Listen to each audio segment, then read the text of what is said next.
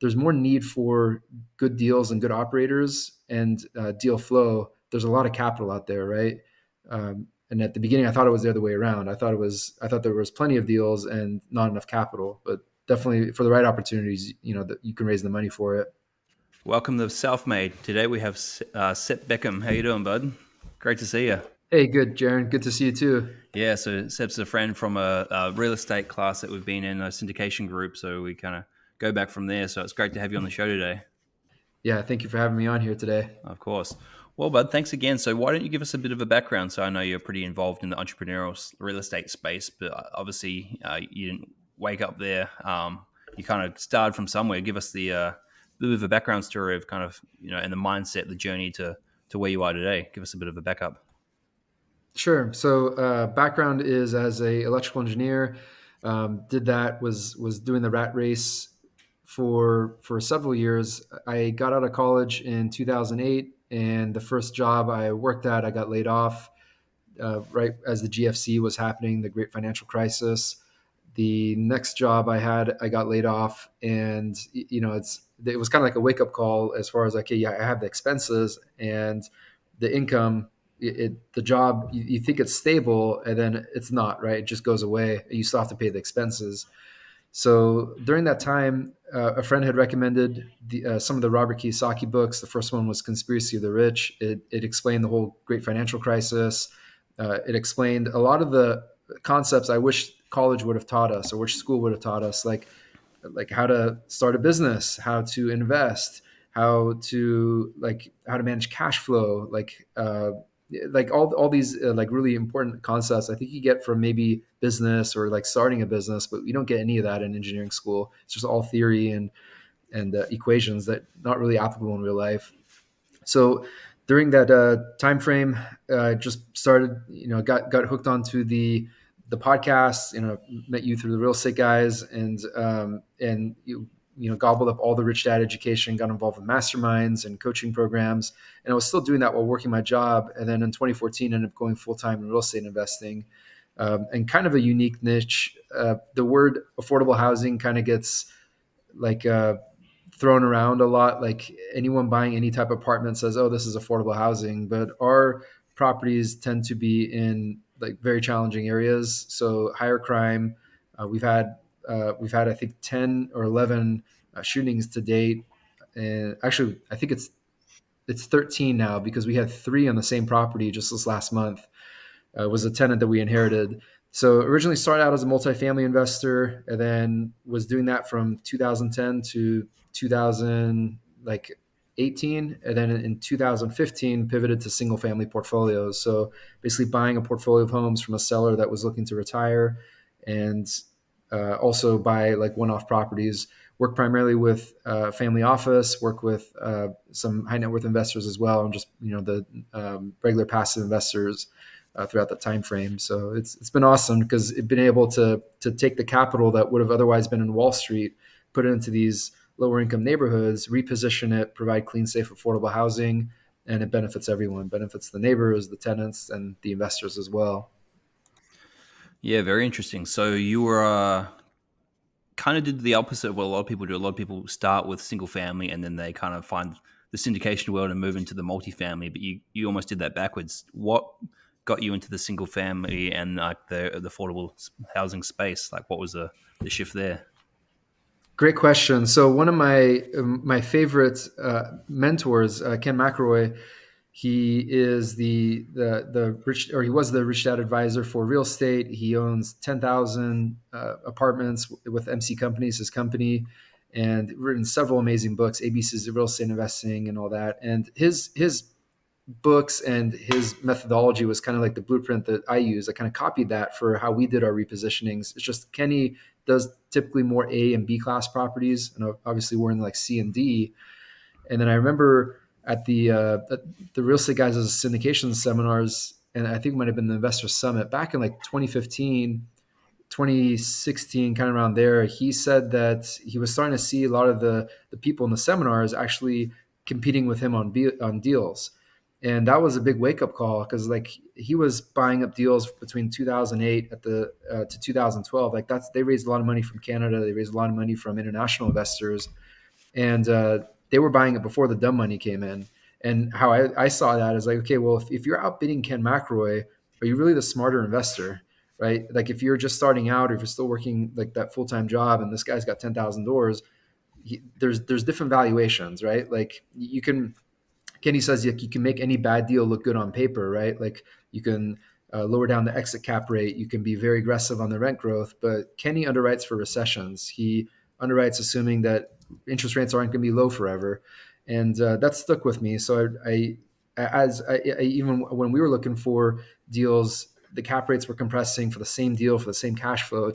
It made less and less sense for us for what we were trying to do, and it was a big headache when you got like a bunch of low income tenants in one apartment complex versus if they're spread out across like 50 or 100 houses.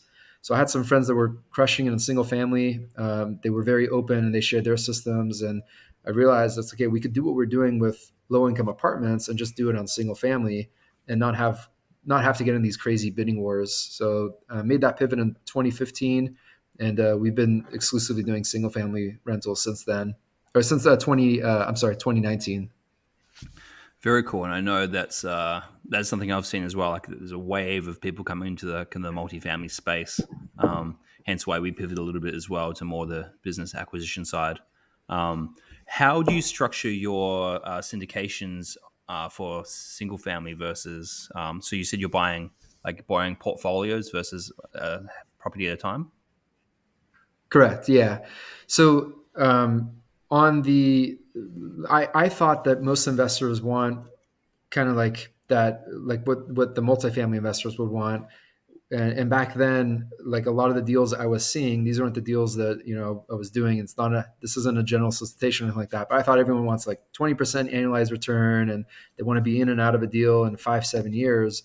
And to my surprise, like a lot of the investors that we work with, they're not interested in being married in a deal for 5 to 7 years. Like they just want to be on the debt side of it, including the family office. Like if there was two options I gave them, and one of them was be in a deal longer, you have potentially higher upside on it, but there's more volatility. There's more risks. They would choose the one with a lower risk, with a lower volatility, and it's just consistent. Like that's kind of what more they gravitate towards. So we do a lot of like bridge lending, hard money lending, as like the borrower, right? And then also I do have a couple of the funds, and in those funds I have like one partner involved in the fund. So I haven't done it where it's a syndication where there's a group of investors in one fund, but it's been with one like high net worth investor. And on those, generally, like those are just buy and hold. So we rarely flip. We're starting to do flips now, but it's kind of one of those two models. This year, the plan is to do a syndication where it's actually like more of like a longer term, but with kind of with a different emphasis, more on like the pad splits. We could talk about that later. Interesting. How did you get into switching from, say, like the syndication model where you were, had like a black book of investors that you would, connect with, to maybe moving more over to like the family office style high net worth individual that you would partner with? Yeah. Well, it actually came from one of the investors. So I was at a friend's wedding probably a decade ago, and there was a couple other friends over there. We're sitting at the table and we're just talking. And this is, after the dancing and, dinner and all that. And yeah, I was sitting with this friend, and she was asking, so what are you working on? And I told her, well, I'm buying these two properties in Phoenix. I'm probably just going to flip them. And working with a lender on it, and she asked me what the rate was, and I said, well, they're charging 7.5%, and it's like I think it was a 12-month term. And she's like, well, how much is it that they're lending you? And I'm like, about 300K. She's like, well, why don't you just pay me? I'm like, I haven't thought of it. Like, these guys, this is what they do. They're like an institutional type of a private money lender. So the more I thought about it, I was like, yeah, that actually makes sense. So why do I need to work with these guys? And because you pay off a traditional lender, they don't send you like a thank you note afterwards. Not that they're entitled to, anyways. Actually, one of my lenders does that, Hmm. but most of the time, it's like they just want to keep doing more and more deals, right? And if I have a choice between doing that between a like a securitized uh, commercial mortgage backed security where I don't even know who it is that owns that mortgage versus someone I know, and this actually makes a difference in their life, I'll gravitate towards that, especially if it's the same rate or even if it's even higher. So we did that deal, and the investor and the real estate agent and the contractor ended up making more money on it than I did. It stayed vacant too long, costs went over budget. The I mean, just a lot of mistakes, a lot of growing pains on it, a lot of lessons learned as well. But when the private lender was paid off, as soon as she got back the money, she's like, "Sep, well, do you have anything else that I can invest in?" So then I had to go and look for more properties. And then the more that happened, just through referrals and similar conversations, that that just kind of opened up from there. The other way that that's transpired as well is we've done earlier on. We did a lot more seller financing, and when the sellers when they would do seller financing, they're distressed. Like they just had an eviction, or the copper was just stripped out entirely from the entire house, and they're at a pain point, right? So they're motivated and they just want to get some type of income from the property. So I would treat them like investors. We buy the deal, do the seller financing, and I show them the before and after pictures of the property. So they saw this like dog of a property turn to this beautiful, renovated house, and kind of like a HGTV type of thing. And they could see the transformation, that we're not just, talking the talk, like we're walking it, right? So same thing, when they would get paid off, like, so do you have anything else that we can invest in? And, I just basically convert them over to investors from then. And of course, set up relationships with them, like, get them on the mailing list, follow up with them. Not everyone, but the ones that that's the big surprise, is like there's definitely more need for good deals and good operators and deal flow. There's a lot of capital out there, right? And at the beginning, I thought it was the other way around. I thought there was plenty of deals and not enough capital, but definitely for the right opportunities, that you can raise the money for it. Yeah, very interesting. I mean, there's a lot in that we could really dive into.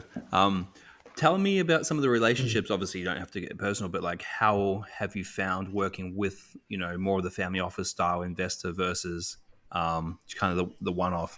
Like, is there obviously they think a lot differently than probably someone who's bringing 50 or $100,000 to a deal, and they're gonna get maybe the 20% IRR or whatever. But what's your experience been, and what are some of the lessons you've learned from transitioning to some of these larger investors?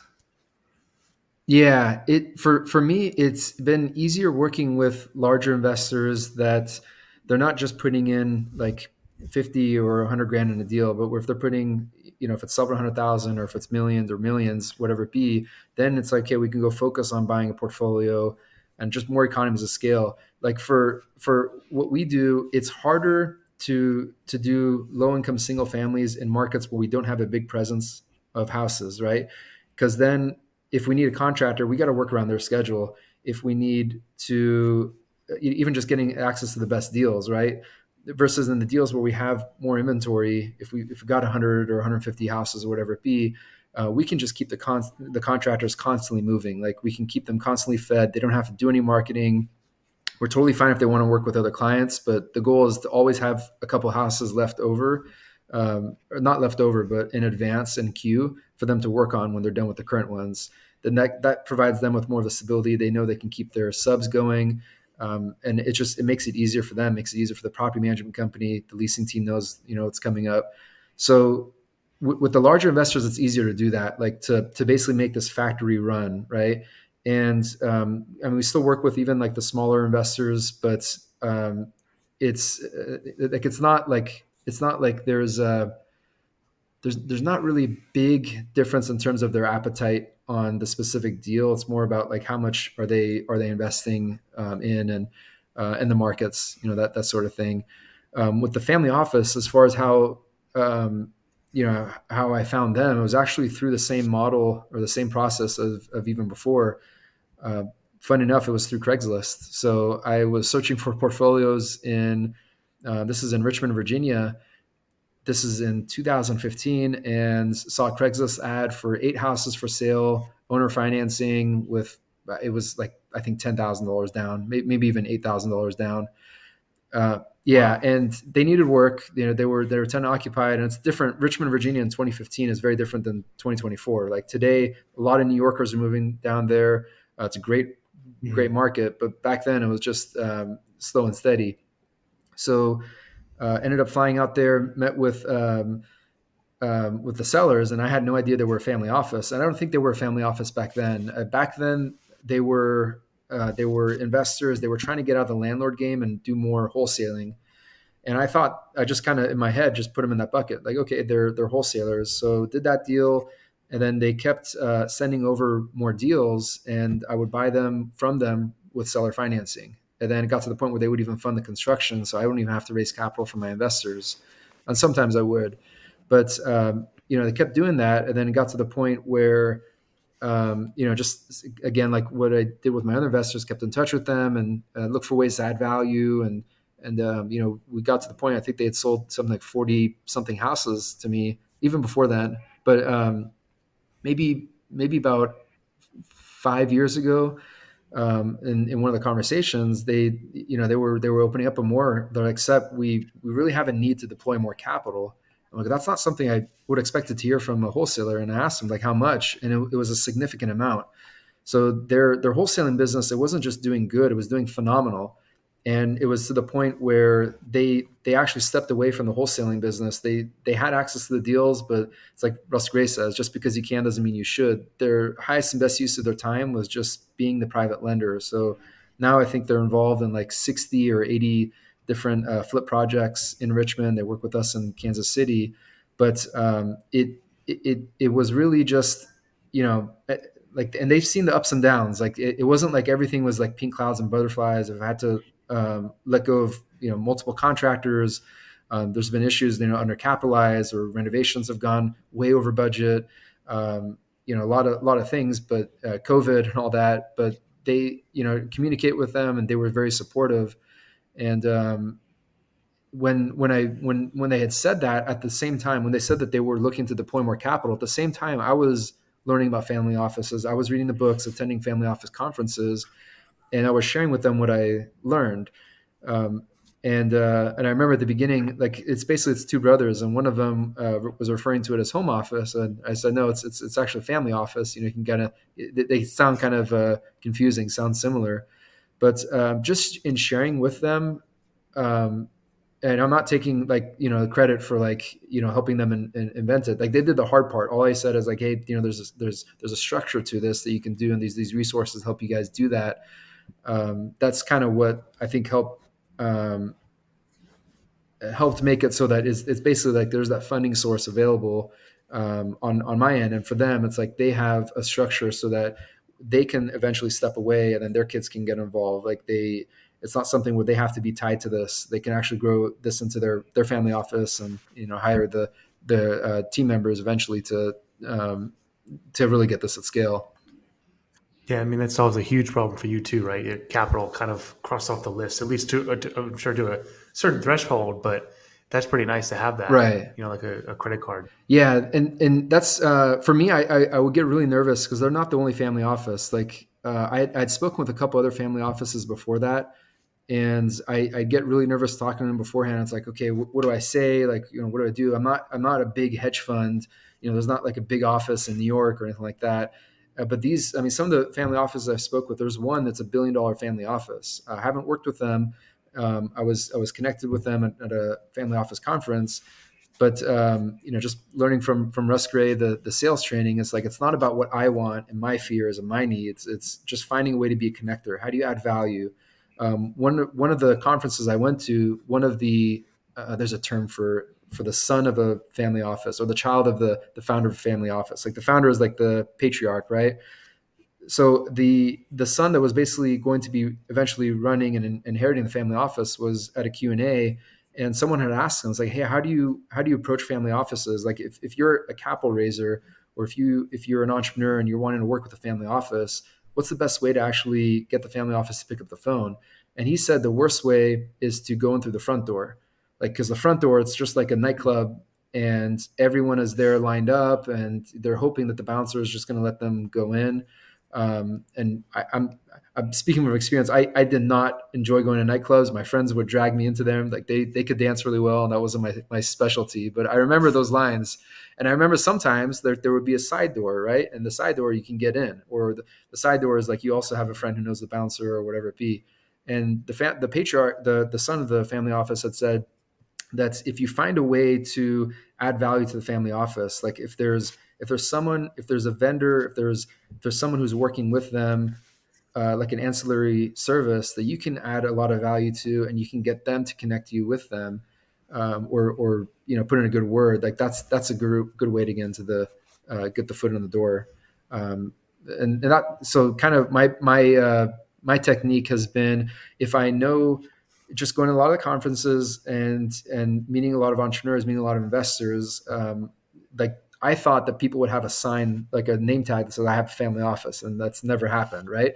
Most family offices, they are not they're not like flashy. I don't know a single one that's very Mm-hmm. flashy about it, right? Like for a reason, like Super private. exactly private. They don't want to get sued. That it just don't, there's horror stories associated with that too, right? But just having conversations, a lot of times people, like the family office I work with, they might have a family office and they don't even know it, or they might have the capability to start a family office and they don't even know it. So if I can add Mm-hmm. value and tell them about, like, here's this book you can read, or give them a copy of the book, or invite them to a family office conference, some type of value add, right? Like what is the pain point that they have in their business? Who can I connect them with, right?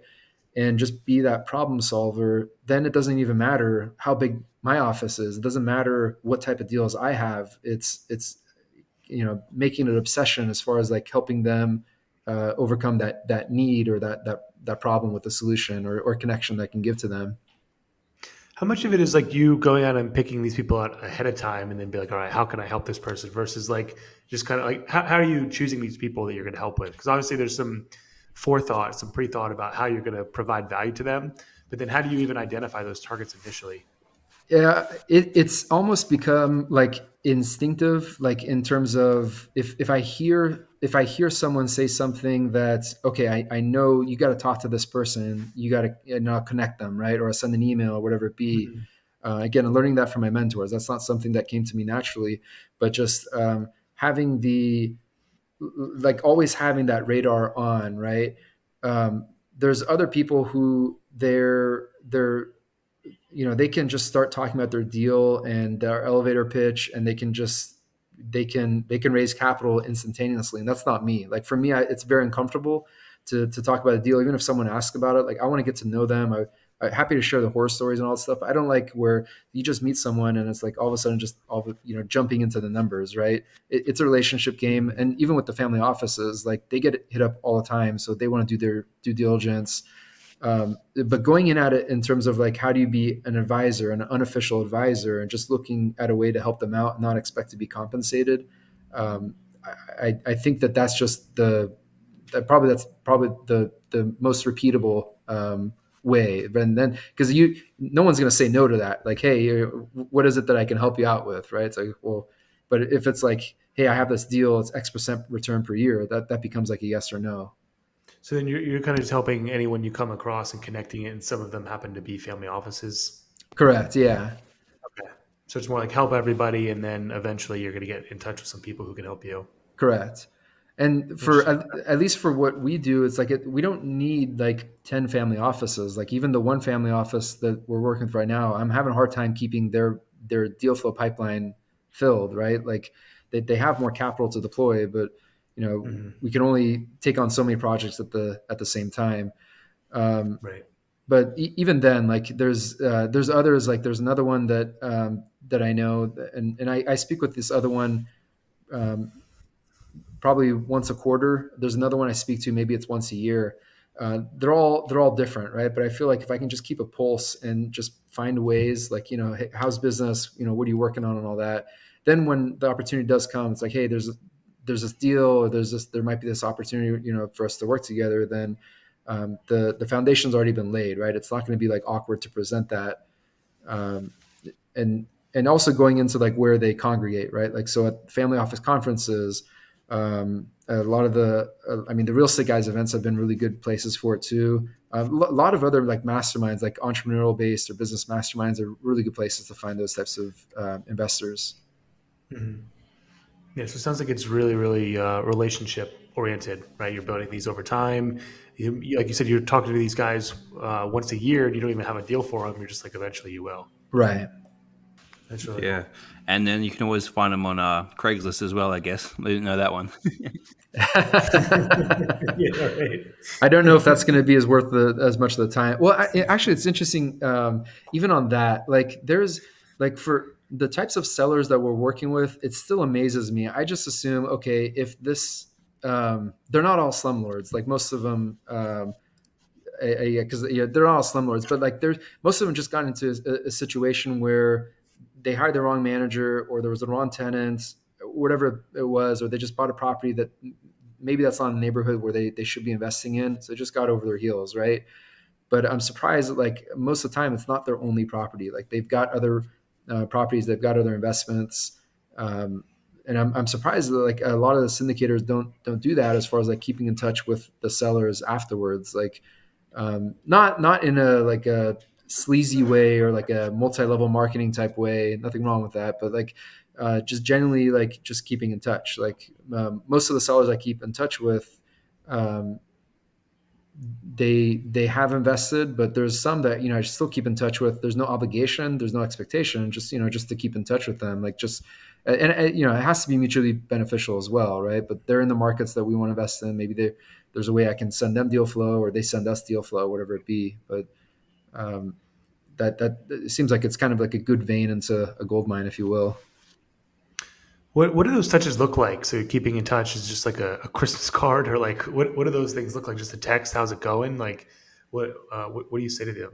One of my mentors had said everything works and nothing doesn't, right? I think those are all great suggestions that you mentioned too. Adding them onto the newsletter, so the like inviting them to fun events too. Like we did a firearm safety training event again with Russell Gray a couple years back. Just send out the invitation, right? And the invitation is oftentimes as good as just even them attending. Hmm. The other big one is like our procedures or our manuals or um, like anything like that that I think could be of value, like our standard renovation manual, for example. I share that with all of our investors, and what that is basically a collection of mistakes over the years. So it started out with getting burned, um, working with the wrong contractors and getting scammed and getting taken advantage of and making the same mistakes over and over and over again. It got to the point like, okay, look, I'm not making myself clear. I'm going to put this in a picture in this manual. Don't buy this granite. Don't buy the cheap Formica. Buy this nice granite, like this more expensive one, and specifically this type, right? So it started with that one page, and it was a picture of this is the one that we want. These are all the examples of ones we don't want, and over and over again. Like then we'd have AC units get stolen. Okay, how do we prevent that from happening again? This is the cage we got to put. This is the contact sensor we got to connect to the security system to put on the cage to prevent it from getting stolen. Little things like that, and then over time it became this 80-page document where it just takes a lot of the brain damage out of the process, so the contractors know exactly what is that house supposed to look like when it's finished on the production line, right? And then that also helps the investors as they're doing their rehabs too. They have access to that. Property management company interview questionnaire, that's another one. Um, you And know, these are like lead magnets that you hand out. just they could be converted into lead magnets. They're not. They're Hmm. not currently, but if there's some type of if there's something that you have for your business, whatever it be, like if it's like the top 10 um, mistakes that HVAC company owners make, right, Hmm. when trying to retire or when trying to list their business for sale, whatever it is, like that could Right. be one, like those types of value adds, like something to help them out, or maybe like the five top tax deductions that you weren't aware of, for plumbing business or whatever it be. Sure. So just finding a way to. I mean, the tax conversations. There's just an abundance of topics on that, even to share. Having a webinar with your CPA with the investors as well. That could be good value add. Hmm. I see. So you're just trying to create like reasons to touch base with them, but with value added. like, hey, Correct. here's something that you might be struggling with. We're going to do this. You're welcome to join, or something that's fun. Exactly. Right. I love that. Yeah, no, that's awesome. I can see why you have a vast network of people to do business with if you're doing that all the time. Thank you. Mhm. Yeah, it's just because, and especially back to what I had said earlier, as far as even if you just invite them and you put it out there, maybe the timing wasn't right, they couldn't make it, if it's a webinar or whatever it be, but that's still in their inbox. If you have a webinar available for replay, they can go back and watch it, or Mhm. just dropping a line, just checking and see how they're doing too. Very cool. And then, so I know you're primarily real estate focused at the moment. Do you see any transitions in kind of your focus moving forward? I mean, there's a lot of contractors that might be worth working with, aging out, retiring. Do you see any opportunity to maybe come in and buy a couple of businesses there to complement what you're doing, or are you solely focused on the real estate side of things?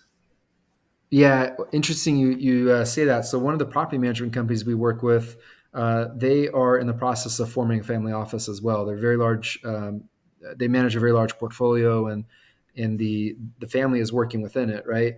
So they invest on the side as well, and that's part of that how they've been able to grow is not just by just management customers coming in, but buying other property management companies. So that's something that, like, if there's a way, as far as, like, if I know of like a management company for sale, sending it over to them, connecting like a seller and a buyer, or connecting construction companies together. Haven't done anything like that to date, but I think as we get larger, I mean, that could be something. I'm really thankful for the teams that we work with now, and their third party. Um, so if there was a way maybe to help like the existing teams that we work with grow by connecting them, with those other like sellers of the same industries that they're in, I think that would be something we'd be interested in.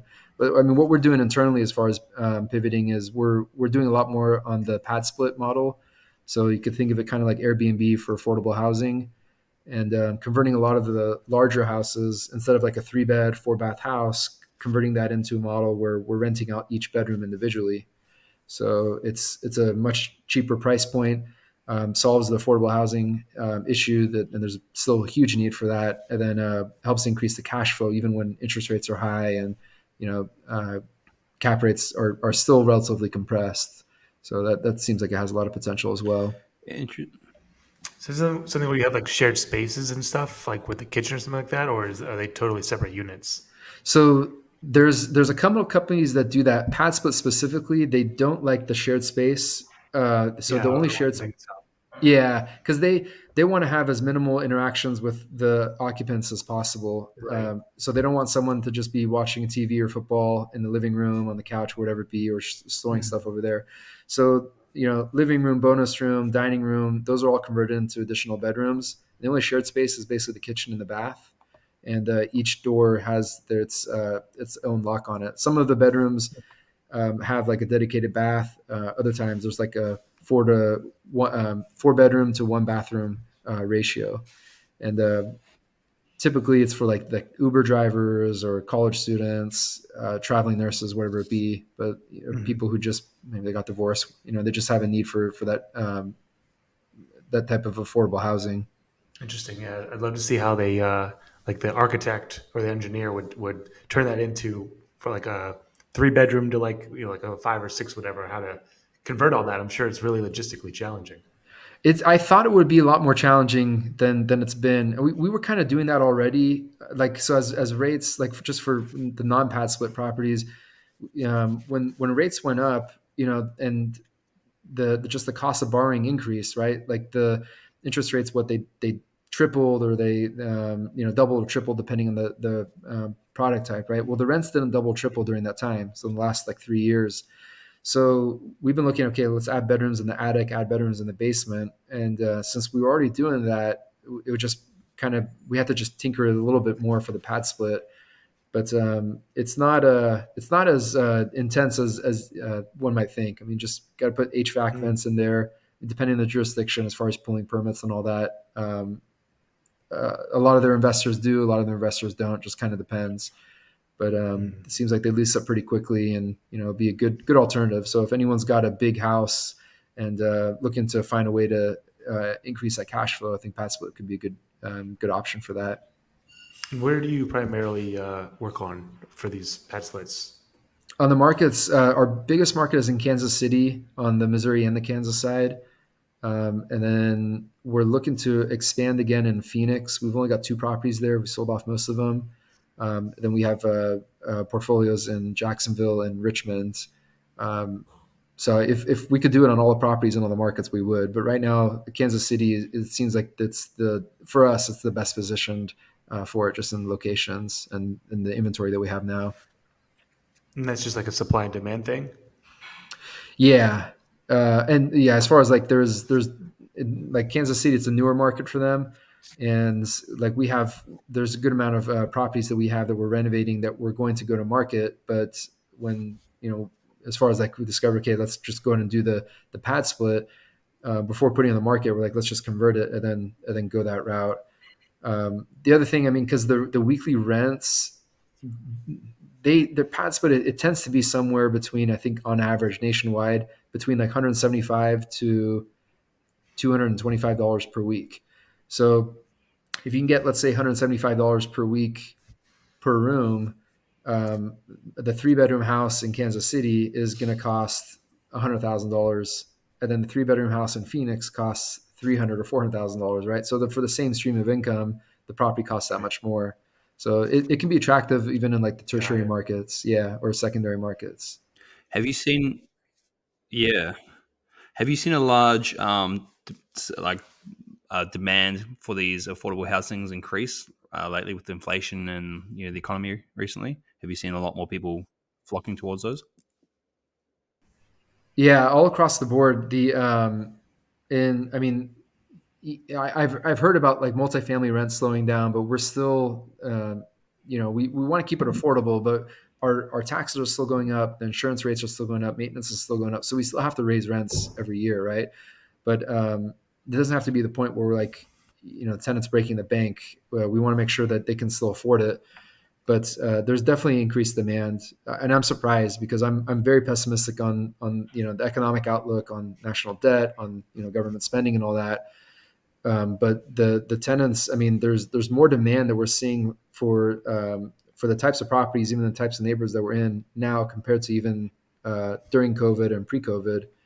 And there's a saying, I think it was Ken McElroy who might have said this, like during challenging economic times, tenants tend to move from A class properties down to B class down to C class, and C class they kind of just stay there, or unless they have the option to Mhm. go to like a mobile home. But that's they're not building a whole lot of new mobile home parks. I mean, just with all the NIMBYism as is, so that's beneficial for low income existing build and new build single family as well. Yeah, very interesting. Yeah, that makes sense. Everybody kind of drops a step. Right. Mm. And then even oh yeah, I guess not dropping a step even so from A B down to C, and then if they can't afford the C class house or C class apartment, whatever it be, then dropping a step below that is the pad split, right, where they're okay with just having rooms.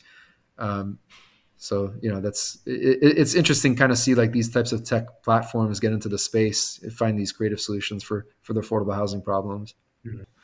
Very interesting. Well, I know we're coming up on time here, and yeah, very interested to see kind of what you choose to do moving forward with that, with the pad split and how the economy develops. I'm sure that will alter your strategy as well long term. If there's more demand for the affordable housing, you'll probably keep. Yeah, you got a nice tailwind you can ride. Right. Yeah, awesome. If anyone wanted to reach out to you, what would be the best way for them to contact you? Yeah, feel free to send me an email. Email is sep at bekaminvest.com. And yeah, happy to answer any questions, and especially if it's related to the affordable housing. Awesome. Well, thanks again, Seb, for coming on, bud. Yeah, my pleasure. Thank you guys for having me on. Yeah, we'll have to chat soon. This was fun. Thanks, man.